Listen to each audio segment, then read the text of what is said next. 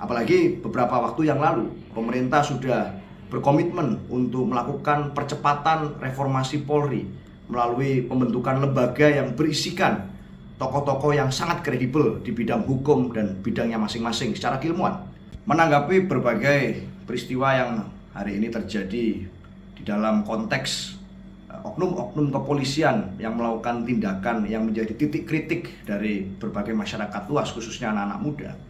Dalam hal ini misalnya kita melihat bagaimana baru-baru ini di Maluku terjadi sebuah peristiwa pemukulan dari oknum kepolisian yang menyebabkan seorang anak muda yang usianya masih 14 tahun, punya masa depan panjang di negeri ini dan punya cita-cita, mimpi, harapan, harus berpulang karena menerima tindakan kekerasan dari oknum kepolisian. Kita tentu menunggu bagaimana janji dan komitmen yang telah disampaikan oleh Kapolda Maluku soal janji akan mengusut tuntas pelaku dan memberikan hukuman yang setimpal.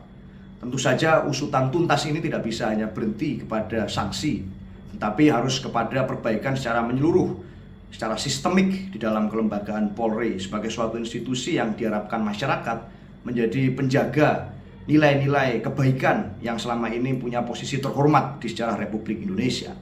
Apalagi beberapa waktu yang lalu, pemerintah sudah berkomitmen untuk melakukan percepatan reformasi Polri melalui pembentukan lembaga yang berisikan tokoh-tokoh yang sangat kredibel di bidang hukum dan bidangnya masing-masing secara keilmuan. Ada Prof. Mahfud MD di situ, ada Prof. Jimli Asidiki, ada Prof. Yusril Issa Mahendra yang berada di dalam komite percepatan reformasi Polri tersebut.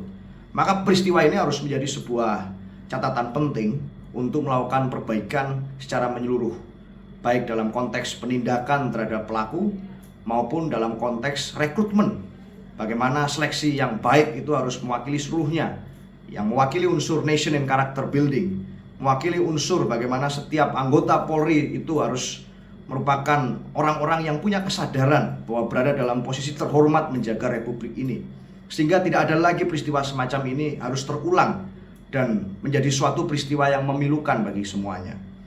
Bahkan ada banyak hal lain yang sebetulnya bisa juga dilakukan untuk membantu mengembalikan dan membangun kembali trust masyarakat kepada institusi Polri.